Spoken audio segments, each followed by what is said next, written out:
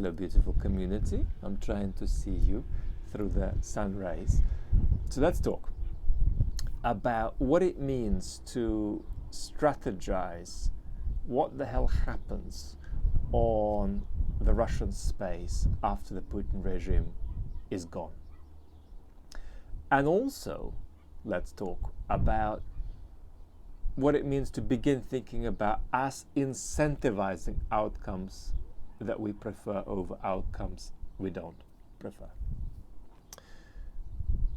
We don't know what's going to happen. The thing could fall apart. The thing could consolidate into a obscurantist tyranny worse than what we've seen so far. It's less likely, but it's possible that the thing could go in a federalist, decentralizing, and democratic direction. But whatever the scenarios that are out there, we need to try to understand each of them with sober, realistic eyes. And then we need to think about how to bring about those we prefer.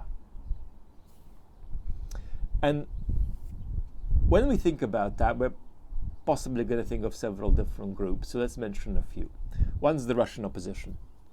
At the moment, the Russian opposition is failing, but trying, but failing to politicize much on Russian space.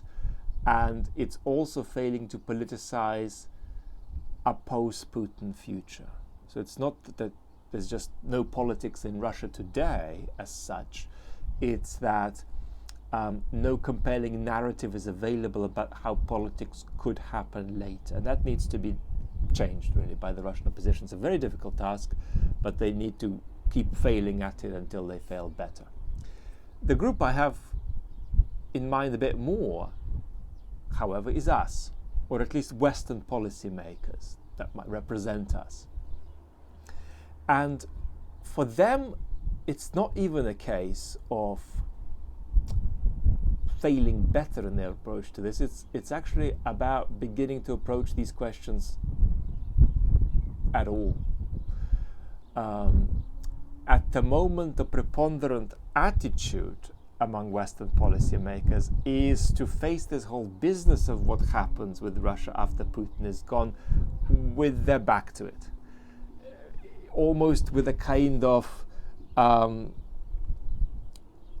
giving over of oneself to spectatorial but passive hopefulness that something all right might turn out. And we need more than that. We need to begin thinking, and we need to be talking about what can happen on the Russian space, and we need to be talking about what serves us and what we want. Let me do a meanderization now, because it's worth talking about the social media commentariat on this issue, because there's a strange paradox there, that on the one hand, discussion of Russia's breakup is very prominent, but at the same time, in my view, that is just how it seems. It's not really how it is. And that's because the prominence of that discussion is the prominence of a kind of a pseudo equivalent of that discussion instead of the real thing. Right? There's quite a lot of people sitting around in Washington or in Brussels drawing maps of a broken up Russia, uploading them, getting a round of applause, coloring their maps even more nicely and getting an even bigger round of applause. And of course, what's wrong with that isn't that it's taking this question of Russia breaking up too far. That's not a problem. The problem is that it's not taking on this question seriously and politically enough. It's not politics yet to draw up maps of broken up Russia. That stands in relation to politics, as I put it in a Twitter thread earlier today, roughly how running on the spot stands in relation to completing a marathon, right? You need much more serious and concrete engagement. So why is this happening? I mean, why is there this sort of fake engagement with this issue? And I think there are two things going on. One is the kind of identity politics. And it's a special kind of identity politics where one exploits an issue for one's identity formation, and indeed for the formation of a kind of social profile that one might have.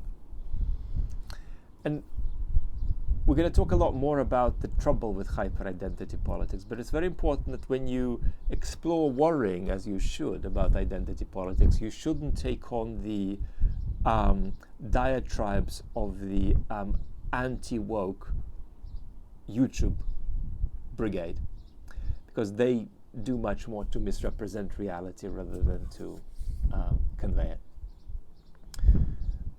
And it is, of course, the case that there is nothing wrong with a benign kind of identity politics. I mean, just think about it. Imagine that there's a group out there, but that society has a distorting and unjust and demeaning picture of that group. That is a kind of a social evil that needs to be challenged. The only way you're going to challenge that is by thinking of yourself as a political agent in connection with this kind of group identity, which you want to advance, which you want to rectify, which you want to rescue from the distortion and disadvantage that it's exposed to. There's nothing wrong with identity politics. But there are species of identity politics that are destructive and counterproductive. So that's really something we'll have to say a lot more about. And I've been promising to get there for quite a while, and I know that, but I will. And I think there is something else going on, which is that it's a kind of a childishness that's behind all of this. I want Russia broken up, but without any real ideas, any real politics, any real friction behind it. And one of the most striking features, of course, of our political life is that it reflects something widely true about our culture, and that's that the invitations, the incentives toward adulthood in our culture are to a large extent absent. And many of our ideas of what it means to have a fulfilling adult life are in fact consumerism mediated invitations to revert to childhood.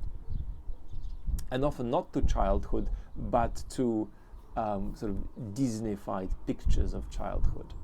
A lot of the way we talk about becoming happier, about sorting our lives out, are spectacularly unadult, actually. And we have to take seriously the idea, this is some tangent, but that's life. We have to take seriously the idea that being a grown-up is magical too, and is magical in a different way to the way childhood is magical. So these are a couple of sociological remarks about all of these maps of Russia, being chopped up without the kind of substance which they deserve. So how do we fix this? What are the things we need? I think we need at least two things. We need to elevate those voices that are inviting us into a conversation about politicizing the Russian space after Putin, whatever happens on that space. Right? And these voices are able to not just teach us what might happen, but to teach us how we might incentivize various kinds of outcomes that we prefer. I mean, we obviously would prefer for Russia not to be a kind of a ghastly tyranny. We obviously would prefer for certain things not to happen on Russian soil that are going to impact all of us. And of course, in this picture, we're discussing this at a time when Ukraine is being turned upside down by Putin's brutal invasion, when Russia is deteriorating into a kind of obscurantist tyranny step by step. But we can also just put this in a very banal way, and a kind of libertorial way. frankly, I'm more emotional about what happens in Germany or what happens in the UK than what happens in Russia. However, when I turn on my internet, I don't like the fact that there are Muppets out there hired by the Russian government that are ceaselessly talking about erasing the UK off the face of the earth with a giant wave. I don't like that happening on the Russian space.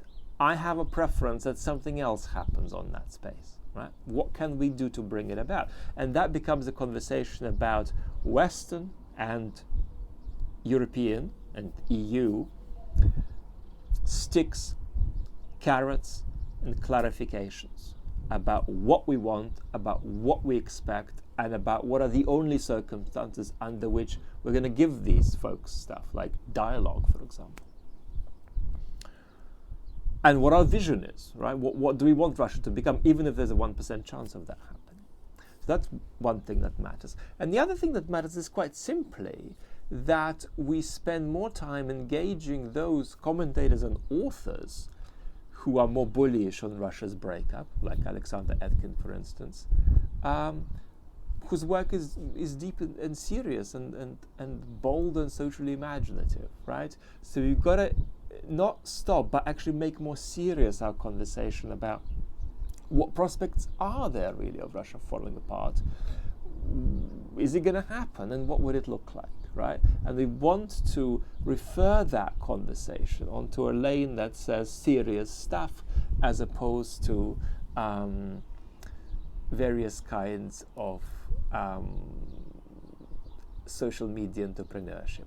These are my thoughts for the day. Lots of love.